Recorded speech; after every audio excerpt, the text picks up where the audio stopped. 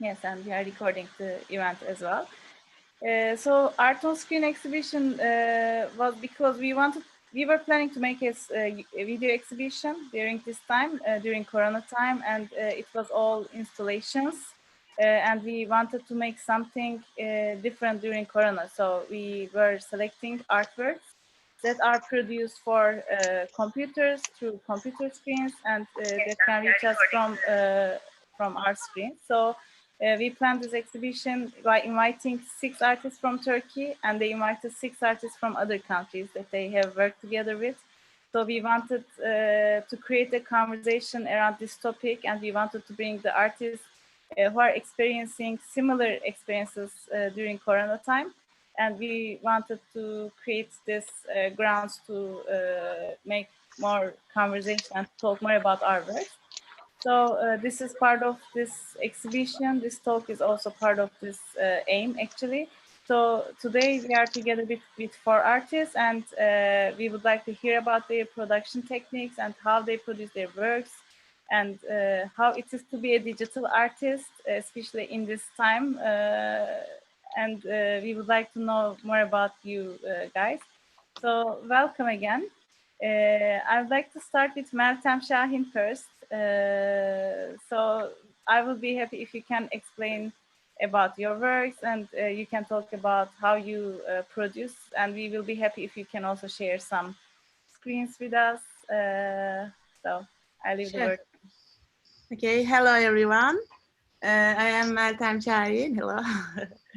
I am an artist from Marmaris Muğla. I'm from Turkey, and I study graphic design at Bilkent University. And then I was doing like editorial illustrations and children's books illustrations then I got a Fulbright scholarship, and I had the chance to study abroad in US.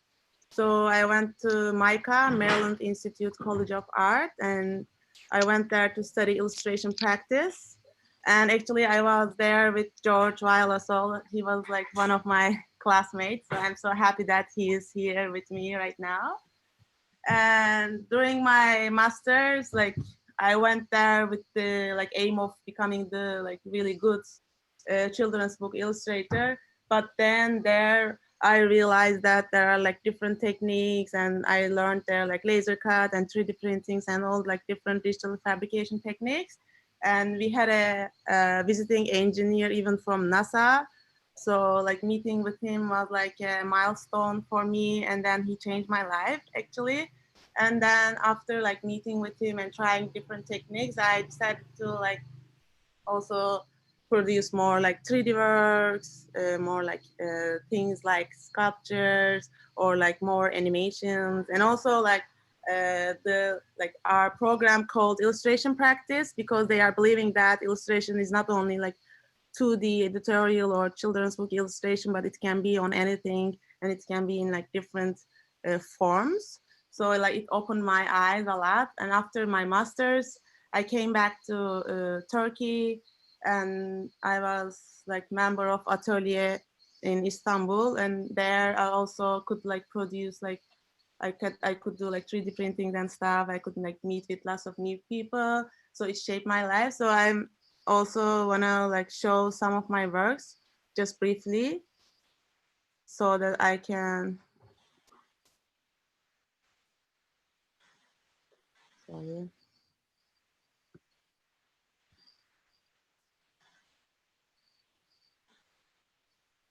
Oh no, like it's it is saying that I cannot share my work because I didn't let Zoom. Then I need to restart my computer. Then I'm not gonna maybe show my Okay. works.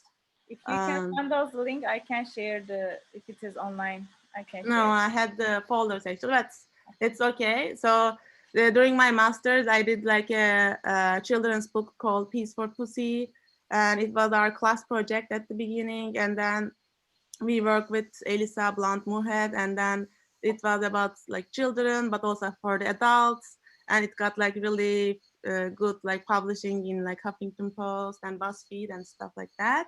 Then when I came back to Turkey, I did a show called PMS, It was about like premenstrual syndrome of the woman, and it was, I think, the first augmented reality exhibition in Turkey. It was in 2016 or something like that, and it was like only women artists, and I was also curator and the artist in the exhibition as well. And I had lots of like friends from MICA, lots of women artists, and in the exhibition there were like posters on the walls. It was like women's like their like PMX experience. But when you look with the phone, also that time there wasn't any like ready AR apps. So we developed the app ourselves. And then like you can see the like more personal experiences with the phone of the woman artists also. And also all the posters were sold like editions. So people can have like AR posters to their home, and it was like really cheap. So I wanted to be like more accessible. And it's like that nowadays I'm like more interested in like, because of like AR or like filters, like Instagram filters are also like the continuation of the augmented reality. It uses almost the same technology. So I'm using lots of Instagram filters, and I'm also doing lots of animated GIFs and animations nowadays. And I'm also interested in like gender issues, and PMS was also about that. So after coming from US, it opened my mind, and I was like wanted to create something around like gender issues in Turkey. Also, I wanted to people to could that they can like talk about the issue and stuff like that. So I'm also doing like sex positive illustrations and animations, and that's all. That's amazing. Thank you very much. And maybe when we watch the exhibition, we can show some of your works. And if you Sure. send us link, we can also look later. Mm-hmm. So maybe I can give the word to George Wildisol, your friend from the university. So you invited him to the exhibition, and it's very nice to meet him as well. So George, can you just talk about your works? Yeah, thanks. Thanks for having me. I'm George Wildisol. I'm from the US. I studied at the University of the Arts in Philadelphia um, for undergrad. And then I spent a couple of years where I wasn't really getting a lot of work. I wasn't really happy with my work. I couldn't really find a job creatively. I was working like as a janitor. Um, and then I went to MICA in 2014, and that's where me and Meltem were in the same program, so we met there. And after we graduated, I've been working. I've been working mostly as an editorial illustrator, but I also teach illustration as well. At MICA and at Towson University, which is here in Baltimore in the suburbs. I think I can share my screen and just show some of my work. I work primarily with Adobe Illustrator. It's just a program that really, I don't know, clicked with me somehow.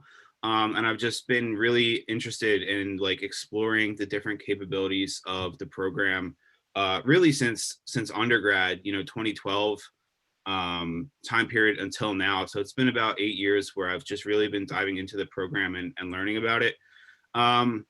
This is some of my professional work on my website. Some of this is a little more commercial and a little more presentable, but then I do some other stuff that's a little more experimental in my personal work, and even, that can kind of bleed in professionally. So like, this is one of my favorite projects.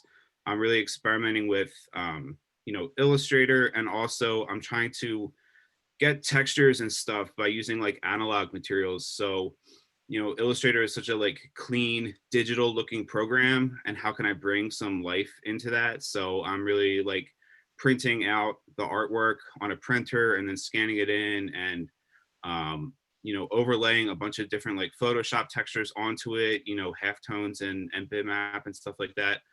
I think on my Instagram is more updated with like personal work and fine art. So let me switch over here. So yeah, I've just been experimenting with both the program and kind of embracing like how ugly it can look sometimes. Like a piece like this, like this tree, right, is something that like looks really kind of bad, but I'm kind of embracing like how illustrators like natural kind of flaws come out. And there's a lot of just like bad drawing that I just think is very fun to like just embrace like how the program works and not try to hide it. I think a lot of like digital artists kind of try to hide how like the flaws of the program. Um, I've been doing a lot of stuff like this where, you know, I'm messing with the filters that usually would look really like cold and obvious. Um, but I'm trying to just, you know, see what they can do and apply them to some art. Um, Again, just kind of like, you know, drawing on a laptop in Illustrator with like the Illustrator pencil tool. You know, what does that look like? All these are digital drawings, but I think they can have like a nice kind of analog feel as well. I think that's pretty much it. Yeah, right now in this exhibition, we have gifts like this one, for instance. Anyway, I'll show it later on. Yeah, thank you very much, George. Thank And you. we are so happy, like we are willing to collaborate with George in the future as well for other projects. So thanks for introduction, Malcolm, and I'm happy that this exhibition made it. So I'd like to give the word to the RAW group, Selçuk and Alp, and I'll be happy if you separately talk about yourself because you are also doing some works independently, also as a group. So maybe we can start with Selçuk and then we talk about your group as well. Let me unmute myself first. I hope everyone's well and doing fine. So as you can see with my shades on, my sunglasses, I'm somewhere in nearby in Assos on a van, and I'm with another monkey here, Kaya. Hello. So let me begin with what I have done in the past. So my undergrad was on mathematics, which I had severe fun, and I still do have. But my intention was going towards my hobbies, which was the most important one for me was music. And I started playing with a band called Replicas, and it became a profession for me. And with another nice coincidence, I also started teaching courses on sound at a university called Sabancı University in Istanbul. Later on, I went to England to pursue a degree on sonic arts and did my master's there. And I finalized my academic career in philosophy, media communications philosophy. So I'm someone who has been visiting like maths, arts, and philosophy. So besides my teaching job, I am an artist represented by a gallery exhibiting here and there. And the second project that became another profession was the RAW, and we will go into further details about RAW as soon as I would do an interview introduction for himself. That's it. I'll move on. Yeah, it's on you. Yeah. Hello, my name is Alp, and I can say I am an interaction designer, and actually I study geophysics engineering in Ankara University. After that, I came to Istanbul, and at the same time I was writing articles about digital audio workstations in Volume magazine. And then I accepted to Sabancı University and had a chance to work with Selçuk. Actually, he was my old thesis advisor. And after all, we started to work together. And I think in one sense, we live together right now, and we are doing mostly everything together. So music is the one part of it. And we started RAW as a live coding audiovisual duo or band, whatever you call. And currently I am teaching creative coding and sound design classes at Özyeğin University for 5 years, I guess. And that's all. And I'm mostly in these days, by the way, after the pandemic days, into generative arts and creative coding, mostly doing and coding stuff whenever it's possible. I mean, every day. So that's all. Thank you. It's great. So maybe an introduction about Raw would be great as Yeah. well. So what is Raw doing as well? we are 3 persons in one name. Yes. Let me share my screen at the same time. When we are talking, we can see the screenshots or other stuff or the live action.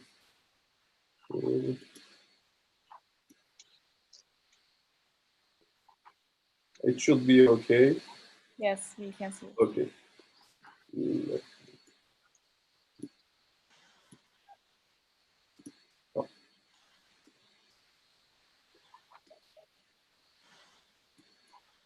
Selçuk, you can continue and I can Yeah, show. should I start with the story?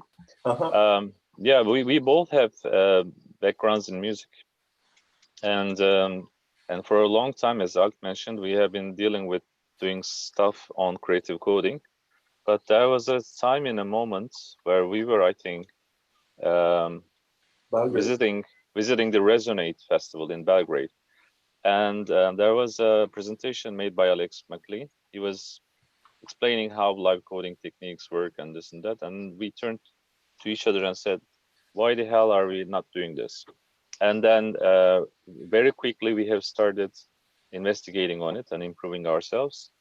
And the first incident we solidified the idea was an exhibition, monochrome exhibition at Akbank Sanat. I was an invited artist, and the curators invited me to do something extracurricular, and I said to Alp, let's have a gig. And we did our first show in Akbank Sanat. It was amazing. We loved it. People loved it. And then the whole Raw story started. And we did a couple of shows here and there, elsewhere in other countries, visited like cities like Berlin, Tokyo. Where else did we go? Belgrade. We played in Belgrade once. Vienna, and yeah, we kind of like visited these sometimes conferences, media conferences, sometimes electronic media festivals. Sometimes we have played for rave parties, home parties. We played in museums and galleries. This was something we intended to have. It's because, yeah, there are concert venues and bars, but people would like to have some other interesting areas to meet with. So playing in a gallery is more fun, I must admit. And we also have been thinking about like creating another persona for Raw, not only an audiovisual performer, but an exhibitor as well, as an artist. And it was the first occasion that you invited us to do video artwork. And this is the first artwork we have been exhibiting. We have done lots of video clips as before, but there's a slight important issue about this. This is an art piece which has also been collected by a collection, and perhaps we can talk about that later. Yeah, I think it's also important topic to talk about. So I'm so happy that it's the first time that we are participating in exhibition as a group for all. So maybe we talk about your process later on while we are talking about your work in the exhibition. But we want to show us some performance that you made, like a piece of it, for instance, to show our audience. And maybe we can show our technical structure or visuals and how we can do it and how we perform the visuals on stage. I can show you up some of the application. Yeah, I think we will do it later, Alpa. Seems later. Like, yeah, Bengu was saying when we show the video work, the installation work, we can go back into the making of it, huh? Okay. Yeah. Oh. Like, I don't want to stop you anyway, so if you want to show it now, it's also okay. So are you showing or not? No. Okay, we can. No. Yeah, we talked a lot. Yes, let's pass the ball to someone else. Yeah, let's pass to Balkan, and then we will come back to your work, and we would like to listen more about your production process. So, welcome, Balkan. I think you are the youngest of the group in this exhibition. So you have an industrial design background, and you are now producing digital artwork. So we will be happy to hear about your works as well. We cannot hear you, I think. Can you hear me now? Yeah. Cool. Hello, everyone. Thanks for having me. I'm so excited to be here.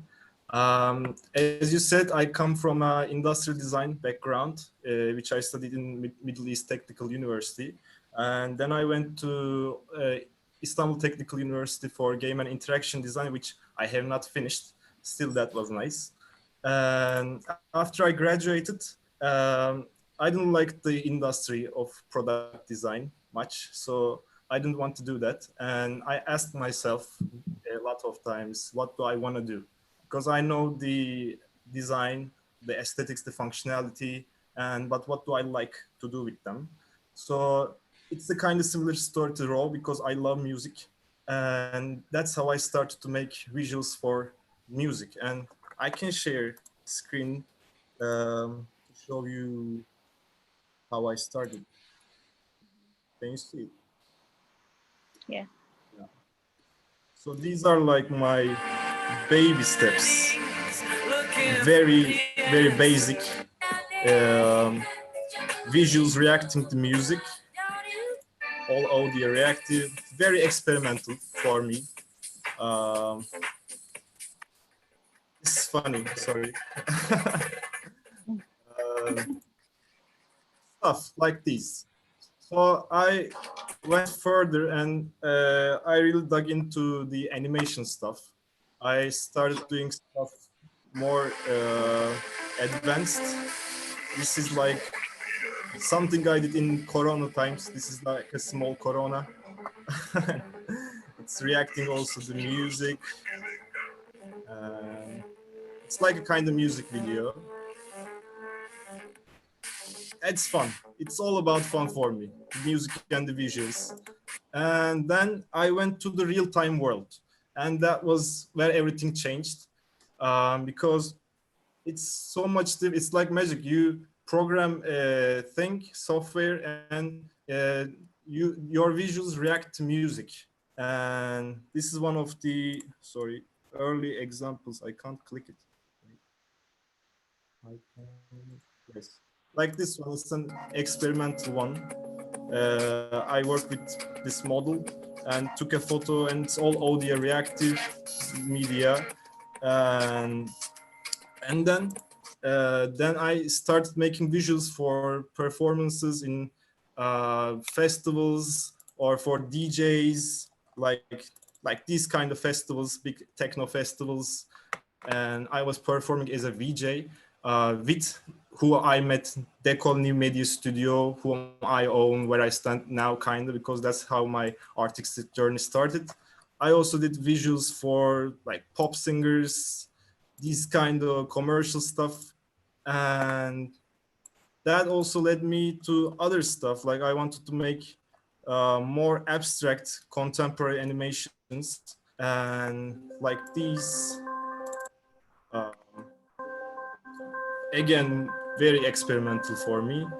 And this is also exhibited in a gallery. And yeah, kind of naive, cute. And then what happened? Yeah, I got into generative media and also got very much interested in augmented reality also. So I did these with Touch Designer and all made with noise functions generatively. I'll show a bit more of that. Sorry. Like this. I don't know if you can see it properly. It's probably laggy or something. And it was exhibited in, again, Mixer Gallery. And I was so happy that you did it, and thank you again. And that's the exhibition. And that's my first augmented reality artwork. It's about gentrification, about the neighborhoods, and it's just very stable view like all the buildings, and when you look at it with the tablet or a phone, it all moves. Like you don't notice it moves, but it moves actually in another reality, like you don't notice. So that's how I met also augmented reality, and I realized that I could use many other media like in my works. So I that's like my artistic perspective now. How can I bend the perspective, the reality, or the time and space for some observer? And also I like to love to do it in real time, and I like to also do audiovisual shows again. And this year I was so lucky to be a part of Sonar Festival. Raw was there also, which was beautiful. And for example, this is the teaser of the show we made. It's called Chronosphere, and let's see it for a little bit maybe. It's Point Cloud. It's a city in Point Cloud, and I could make it all move in real time, reacting to music like this, and that's fun. And that turned into a 15-minute huge show like this one. I want to show you that also for the last. How do you experience that? Which one? What? This one. Okay. This one. And this is the show. This is like the biggest show in my life. It's Sonar Festival. We are two. Burak Dirgen is a very talented musician friend of mine. And it was a 15-minute show. We worked a lot, all audio reactive in real-time touch designer. And that was the top for me. And so much fun for me as well. And then I did this latest video of mine, which we will see afterwards, which is also made generatively and used other techniques. And yeah, that's my story. Thank you so much. That's amazing. Like it's like too many things. Too many different things.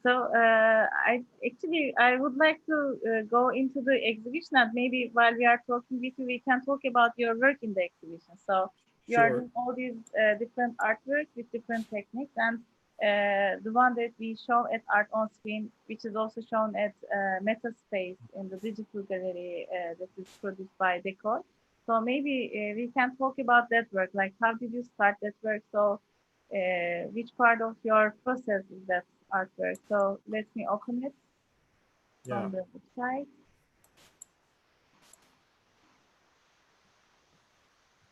So this artwork, yes. So let's watch it first, maybe. Okay. It's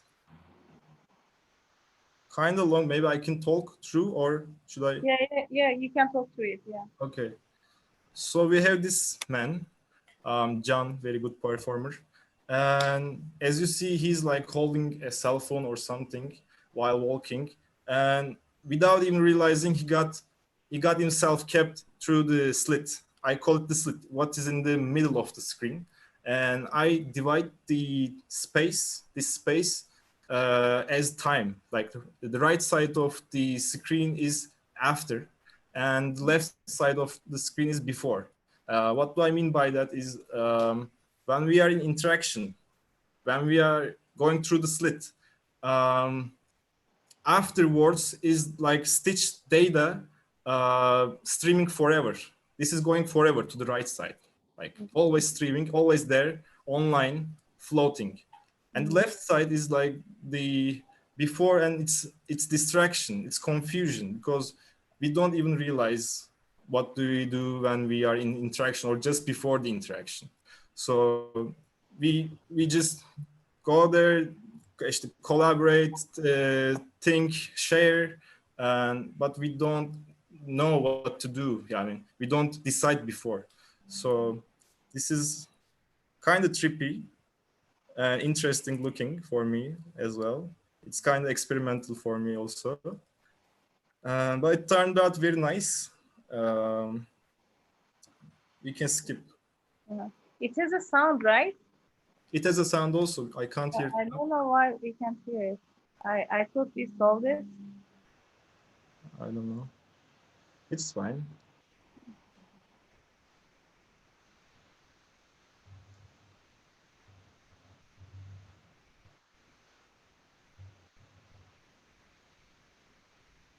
My screen is not smooth, like it also stops. Can you see it perfectly? Now It's it's good. fine. And it just goes in now. And after that, he tries to go out. Not like before. Now he's So struggling. in this work, you again bend to reality. Yeah, it's back and forth through the reality and the digital. Mhm.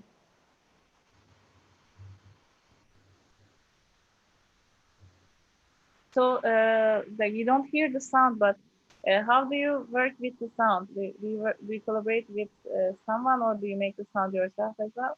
No, I wish I could make the sound myself, but again, the one friend of mine who I did the sonar show with, and he's a talented musician, and I do the, yeah, it depends on the work, but for this work, I did the video first and send it to him, and we thought what's in my mind, what can he do more, like with the ideas, and we decided it was to be something more stable, more relaxing, calming, but also a little bit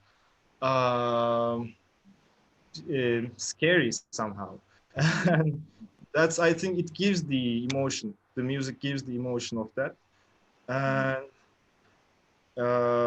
the music is just contributing to the visuals. It's not also in front. That's what I like. And in the end, we see the guy rescuing himself from the slit, and he looks back and he looks again, and like hypnotized, he again go back into the slit, and he in his own consent he does it. There's no trickery, and we all do it. Also, we don't know why. I can't say why. And that's the end of this story, and it's a loop because we always do it again and again. Yeah, great. Thank you very much. Thank And so for those who want to watch it again with the sound, it's on our website on the page of the Art on Screen exhibition. So now that we are here, we can go to Meltem's work, and we can listen from Meltem the process and watch the video. It is a gift, and it will be in a loop. Maybe we watch first. I hope. Oh, we don't have the sound again. It's okay.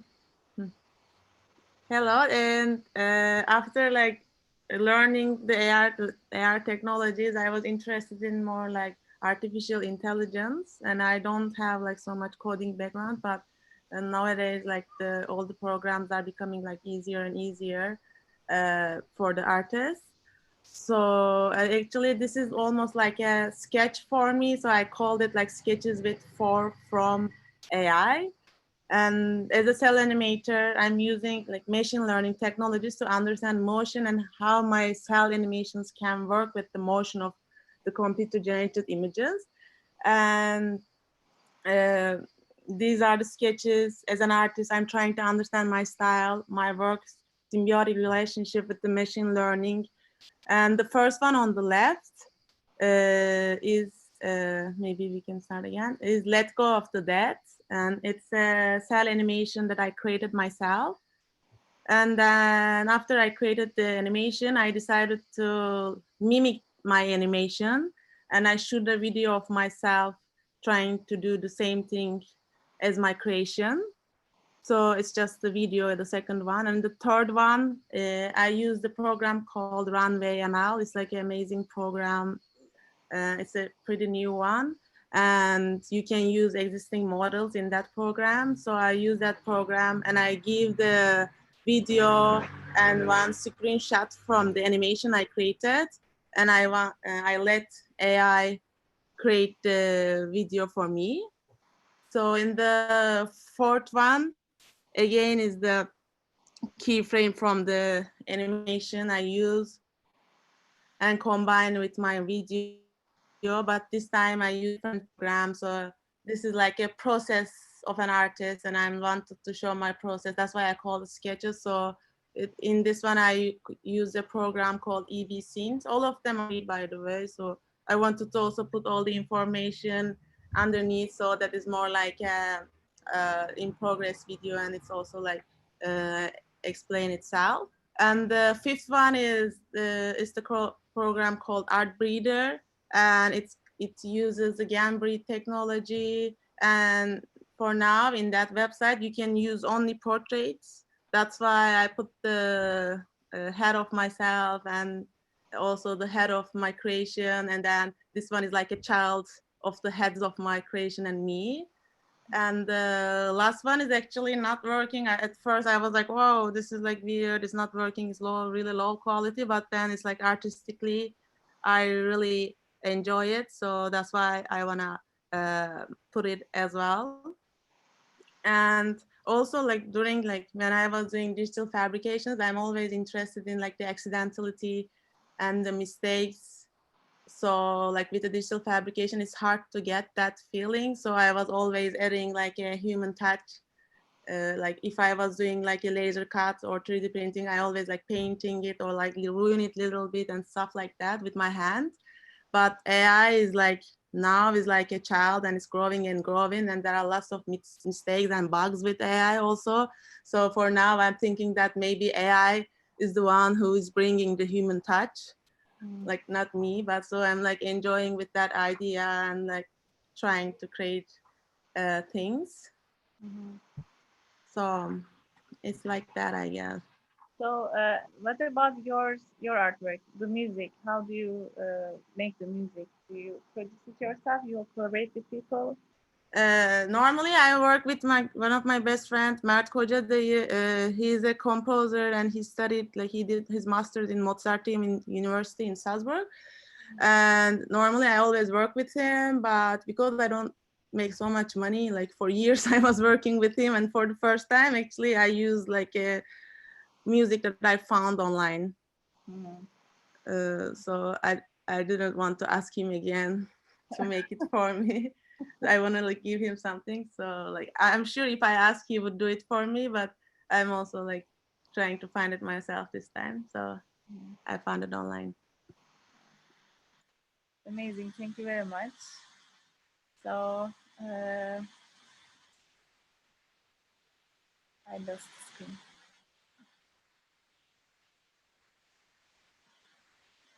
Can you see my screen now? Yes. So we go back to George. Maybe we can watch your gifts, and George is also participating in the exhibition with gifts. So maybe I should make them bigger.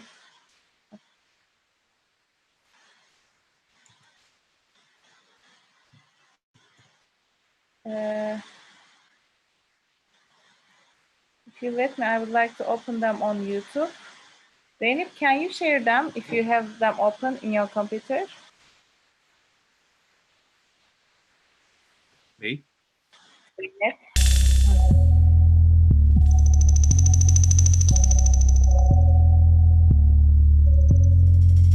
Sorry, I'm just trying to find George's work.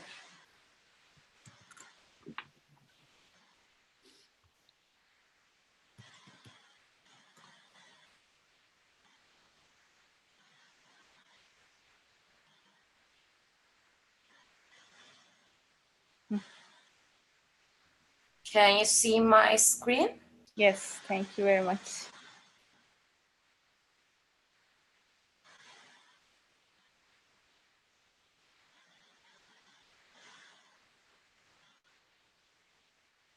Can you make them bigger, the gifts?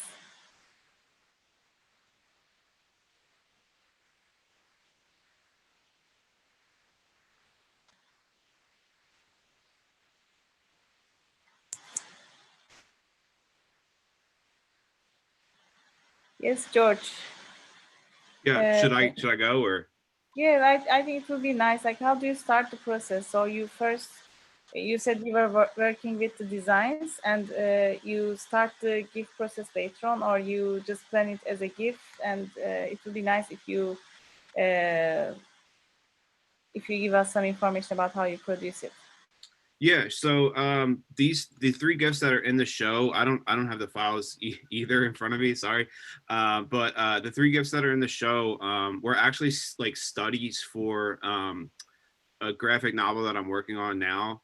I had the idea, like the general idea at first of kind of like a regular person, like an average, like regular everyday guy that just like there's forces kind of out of his control and like bad things just keep happening to him that are just unexplainable. Like, you know, the face is just distorting or, there's like weird, characters around. And I just thought about like how so much of like life is just out of our control and kind of like bad things can happen at any time. And then like within that general, idea, I really started developing a graphic novel that kind of takes place in this like very everyday place, very boring, like this green carpet, kind of like yellow walls. And, the main character, all this kind of bad stuff happens to him and he's trying to figure out like where he is and what's going on.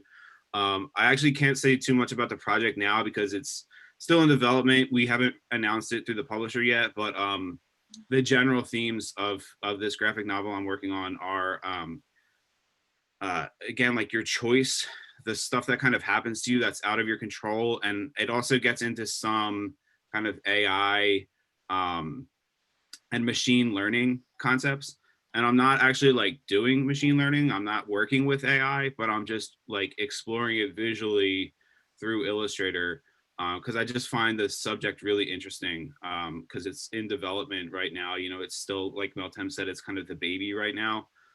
So yeah, these three works that are in the show are kind of studies for this graphic novel I'm making where, forces outside your control are kind of messing with your life.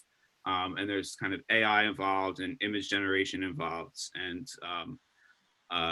these three that are in the show, I just decided to animate because I was having fun in Illustrator with the distortion filters. And I don't even really do that much animation, but I just, did a bunch of frames of distortion and brought them into Photoshop and just created a frame animation there. And I thought it had a kind of cool effect. So that's pretty much it. Great, thank you very much.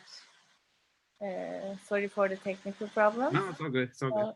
So let's go into Rose's work. I found why we don't have the sound because I muted the sound of my computer. That was the reason. Now we will have the sound, luckily.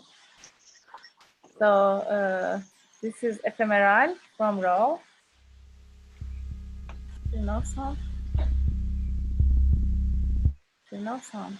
There is sound I can hear. Maybe?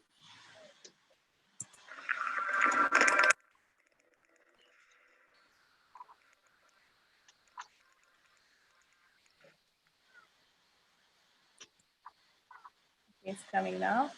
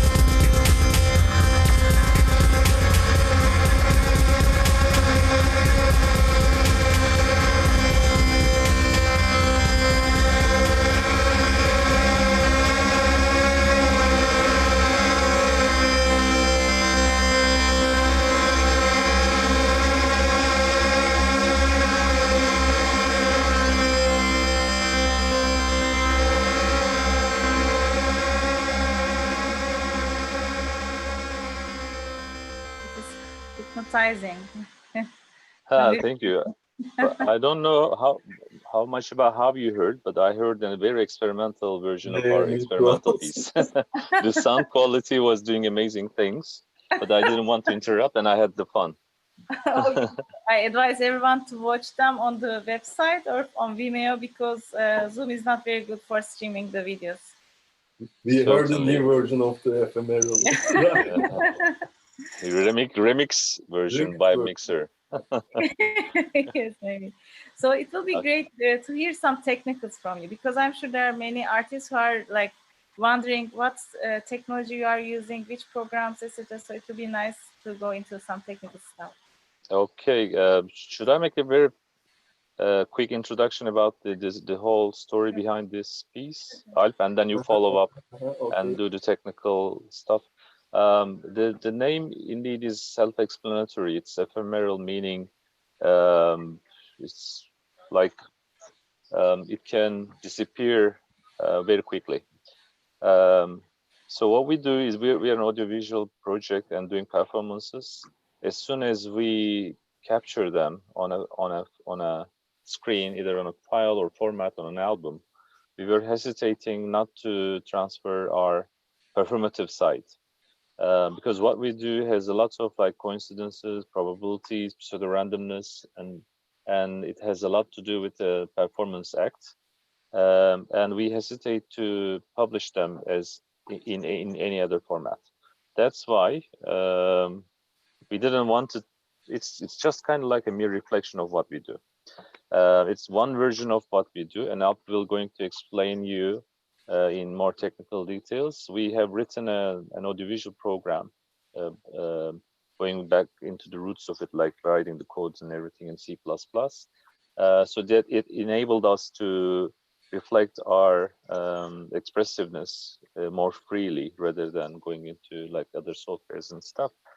But it has its own language. So what we have seen accompanying the piece called Ephemeral is a whole random mix of several scenes in our audiovisual program. And I'll pass the ball to Alp, and Alp will explain you the software. Let me share my screen also. I can show you, and it's easier to tell you what's going on and how things work. Can you see? Yes. Okay. This is actually our main software, and as Selçuk mentioned, we developed it using C++, and there's a toolkit called Open Frameworks. It's an open source toolkit. It means you can edit the structure and change the dependencies or add-ons, whatever you want, or you can add additional features to the toolkit. And mainly our software, visual software, has three parts. The first one is the part you can see here. We have several scenes, and there are numbers, if you can see. And we can switch back and forth between these visuals. And many of the visuals have sound interaction through microphone. I mean, it means some of the visuals gets data from microphone, but some of them has some kind of algorithms based on Perlin noise or randomness, super formula algorithms. There are many types of behaviors for the scenes. And while doing our performances, it's not easy to handle both sound and visuals. So our visual side is pre-programmed visuals. And while we are performing, there are some kind of options that we embed into this custom software, which can, whenever I hit Command 2 or Command 3 from the keyboard, the scenes start to switch according to the sound. Right now, it gets my sound when I speak. And if I exceed some kind of volume thresholds according to mid, bass, or treble, the scene changes automatically, and it adds post-processing effects to to adjust the lighting or other stuff. Basically, it's like that. And this options and parameters you can see can be hide during the performance, but before the performance, while we are sound checking, we set the levels, sound levels and thresholds according to the our show and place its own acoustics. That's all. I mean, this structure is basically updates, then we can add more scenes or remove the scenes that we don't want. And for the mixer art, we use this system and not any kind of video production software. We just open our ephemeral song and leave the application alone, and it change and switch back and forth to the scenes, add the effects, remove the effects, and so on. I mean, it's not live coded, but it's live produced, I can say. Yes, and it's kind of random as well. Yep, that's all. Can I add a few words? Mhm. While creating this piece, we had the chance because we have been invited by a residency called Gate 27. They invited us to their residency in Ayvalık, and me and Alp, we have been having the time to focus on this piece, and also this piece have been collected by them. So it's an artwork collected by the Gate 27 collection, and in response to that, we asked them to donate the cost, the price, whatever the honorarium value of it to the homeless animals in the shelters. So it was a nice story that came through.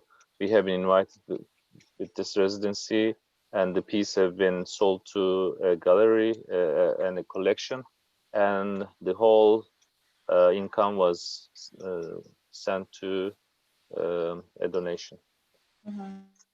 Yeah, actually, we can also talk about how you sell these works, because people often ask us, so what if I buy a video work? Are you going to give me the screen as well? Or which format are you going to give me the video work? Or how can I save it to the future if the format changes, etc.? So these kinds of questions come up to us as gallerists, and I'm sure they come up to you as well as artists. So do you have a few words about this? Like, how do we make the collectors convinced to buy video art or artworks that are technological? Yeah, very simple answer is the certificate. It's even the same for when you're buying a software. The software companies would support you to a certain time, but yeah, you would like these artworks to be eternal since they have more cultural values. When we have been giving this piece, we certainly gave them as a USB, a priceless USB. But additionally, we said we will keep this in our cloud service. In any case you'd like to have another copy, it will be delivered to you. But the most essential, the most crucial and important thing is the certificate that has been signed by the members of RAW. Yeah, it's important. And also, for instance, with Meltem's work, we show one of Meltem's gifts in our previous exhibition, us actually. And the collectors were asking actually, can you provide a screen that we can install it in our house? So actually, most of the galleries or artists also provide some options to show the artwork within the house or within the collection space.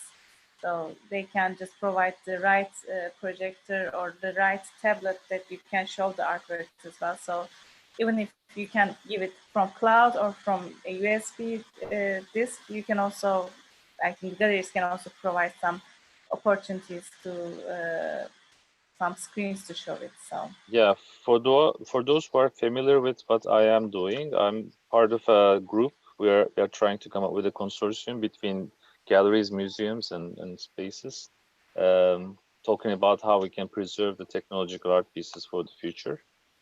For those who would like to follow up, can reach to me. Either they can reach to Sabancı University. We're kind of leading the project, but looking forward to see more people to join us. yeah, if there's a link that people can follow you, that would be great if you put it on the chat part, because you are doing a great stuff there. In the world, people start to talk about the conservation of the digital artworks, but in Turkey, it is quite new. And what you are doing is, I think, really valuable because, like, leaving them to the future and people's being not very knowledgeable about the technological part of these artworks, I think they need some information, and this initiative is really important. Some museums have departments only for that, to preserve the digital artwork. So it's a good part. So anyone who wants to add on it, maybe I close the screen share so that we see the people. Yes. So I'd like to turn to our participants. Do you want to add something on this, like the sales of the digital artwork? Because I think this is also something you mentioned, Meltem. You couldn't pay the sound designer because you cannot sell and pay to him. So do you have any like ideas or how we can convince the collectors to buy it? Because actually they like it and they want them to be a part of their lives, but they don't know how to. So those how to parts, maybe that will be nice and valuable if you add something on that thing. Yeah, like you said, actually, I could never actually sell digital piece. I always I could sell my AR pieces because they were actually like physical pieces, but each time I'm like having problem with selling GIFs. And then if I like give them a screen with the GIFs, it will be like even more expensive than my artwork itself. So it's all the time it's like having problem. For the first time, actually last month I sold one piece. It was like really cheap. It was for the Black Lives Matter, and then I could sell one like an animated GIF finally. So actually like creating GIFs and animations, I feel like I'm just like doing for myself and for my like I don't know existence in the like society as an artist. But I don't have like unfortunately any expectations of like selling it. But because I'm like really enjoying it, I'm still continuing. But for to like save it, like for to keep like preserve my artworks, I even like because of clouds, thanks to Apple, I lost like lots of works. Like last 5 months, it's disappeared from my computer. So it was like really upsetting progress because I had like a bad internet and then they couldn't download to the cloud, but it erased it from my computer, but couldn't download on the cloud as well. So they just like permanently erased. So I'm still having problem with that even, but I'm like really interested in like what Selçuk said. So I would be I would look for it also, and I want to be part of it, or I don't know how can I, but I can like look forward to it also. I remember also like 2 years ago in Mammoth Art Project, my friend was selling an artwork, and it was supposed to be sold with like a really expensive projector. So they sold it like that. And then, but when you sold it, also there's like a process that you need to like go there and maybe like fix it sometimes, because like new media artworks sometimes like are broken, and then you need to give them like guidelines so how they can like maintain the piece by themselves. So it's like pretty complicated, and I'm also really interested in like how we can do it like more properly. Mm-hmm. And how is the situation in US, George? Maybe it is Turkey, I don't know, like people are still trying to get used to like owning or preserving these kind of artworks. And how is the situation like from your observation in US? Yeah, I gotta say, I actually had no idea that there was even like a market for selling screen-based work. I personally like that's kind of far out of my practice. I'm really more into editorial illustration and like working for clients. I don't actually sell a lot of fine art anymore. Um, I actually have no idea, so I'm probably not the person to ask. But I do think it's interesting, you know, something that's screen based and maybe incorporating the screen into the art itself. You know, if that becomes part of the piece, and then it's a unique work of art. Um, but yeah, I honestly have no idea. Yeah. And we have some galleries friends in the meeting, so if you want to add something, then that would be great. I think Selçuk was sharing the project, right? Selçuk.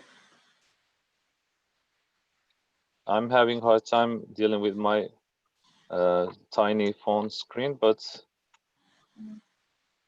is it working now? Yeah. Yeah, okay. I guess this is, yeah, it's the link is a cross link, so it's not for those who are interested, I can give a shorter version of this link. But here you can see we had a lot of like events, interviews, podcasts, and workshops and conferences, and you can watch so many YouTube clips in there. So this is the team, by the way, the three of us, a digital art, digital conservatoire, a computer scientist, and me in between the two. It's amazing. Yeah. I think all the artists here would love to participate in this project as well, or watch what you're doing. So one more thing, like we are also like we are in touch with the collectors. I talked about the sales part, but also we are working with many young artists, and none of you had studied this maybe in your university years, but you developed yourself, improved and trained yourself to make these kind of artworks and learn about these programs. You made research about it. So there are many artists who are asking how to start. Like I produce something digitally and I don't know where to start and what kind of an education shall I take in the university or by myself. So do you have any suggestions for the young artists as well?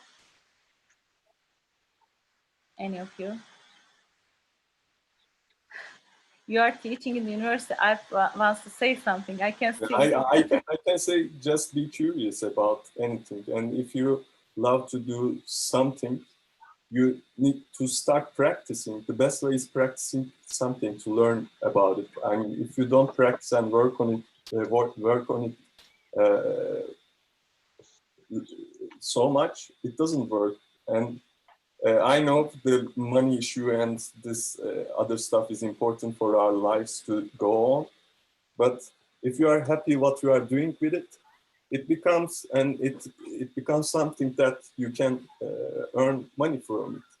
So I can say that being curious about some topic, it doesn't matter what does. I mean, I don't know. You can love making a paper plane. It doesn't matter. You can turn it something a valuable thing if you love to do it. Mm-hmm. So for me, I mean, I just curious about lots of things, and I just put my hands into mud, and I have too many, failures. Still, I have failures. I mean, but it doesn't matter. I love to do it, and I just keep trying to do it. And you can learn endlessly. There is no, okay, I'm done and it's finished day.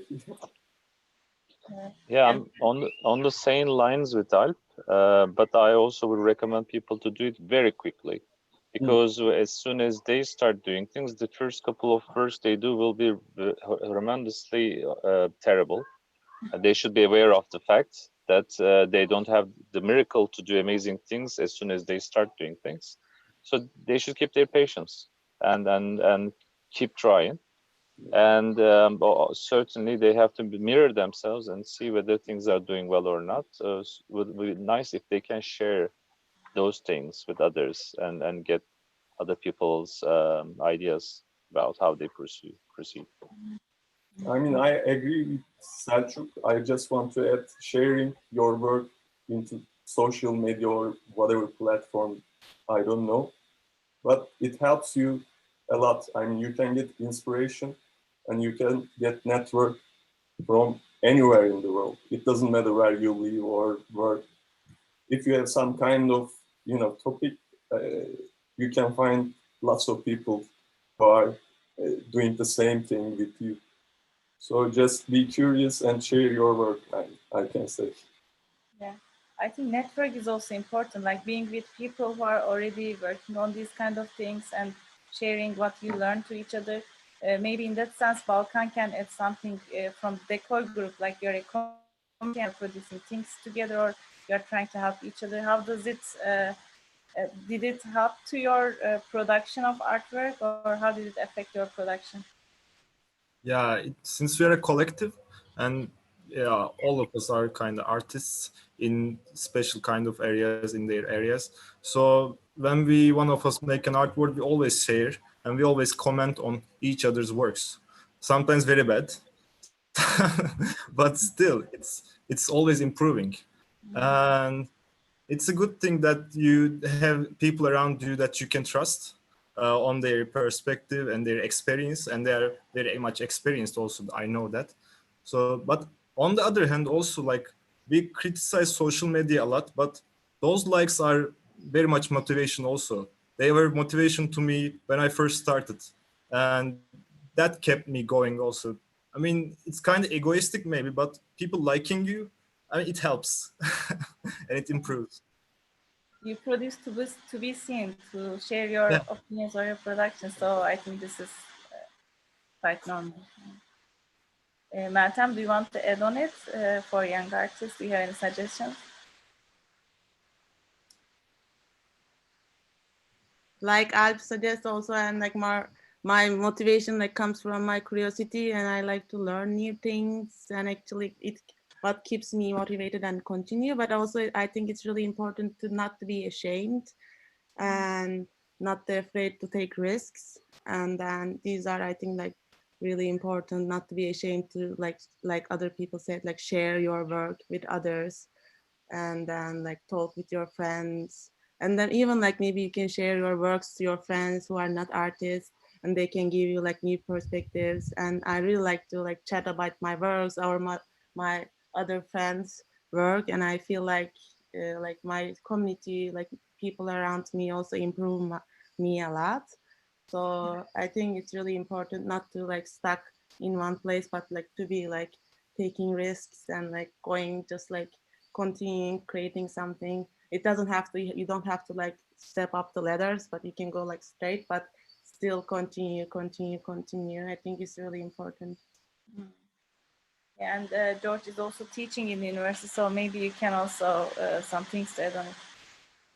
Yeah, I think you know, I teach a wide range of students from sophomores to seniors in college, and I think, you know, there's like the technical stuff that you learn at school, like how to draw and, you know, all the kind of foundational skills. But I think so much of education like happens outside the classroom, like on your own, like it was mentioned earlier, but just following your curiosities, right? Like, I can show you how to draw well. I can show you how to compose an image. I can help you kind of develop your concept. But if you never explore your own interests and follow your own curiosities, your work is never going to be like that groundbreaking or anything. I think it's so much of it is just like identifying your interests, giving yourself permission to experiment with different techniques and processes and software and mediums, right?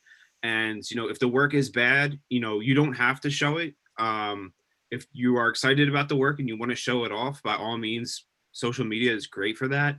And again, as said earlier, you know, those likes and that you know, follower count is validation. Like, it absolutely gives you the kind of confidence to keep pursuing what you're working on.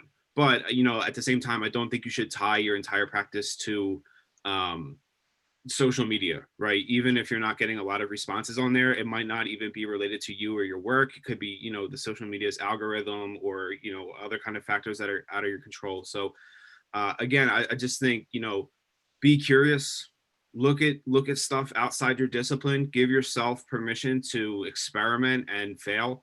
And you know, eventually some cool processes will come out of that, I think. Yeah, amazing. Thank you very much. So, like during this summertime, I don't want to take too much of your time, and I'm so happy that you could make it today here to meet with us. Like, I would like to ask if you have more comments to add on our topics, and then I will finalize the meeting today. Uh, Anything you want to add? No? Thanks for being part of this exhibition. So during the summertime, it's always difficult, like to concentrate, to come together. But I think this is also important that we talk about these topics, and it can also add value to others. So for the ones who want to see the exhibition, it is on our website on the exhibitions part, and on Vimeo you can also watch the videos under the name of Art on Screen. And if you want to contact the artist in this meeting, you can also reach us and we can share their emails with you. And if you have more questions, they'll be happy to answer. I talked on behalf of you, but Selçuk just mentioned on the chat that you would be happy to help the artists who want to be in this area, who want to produce in this area. So please contact us if you do so. And thank you very much again for being with us. Bye-bye. Bye. Thank you. Bye. Thank you. Thanks again for having me. Thank you. Bye-bye. Bye, George.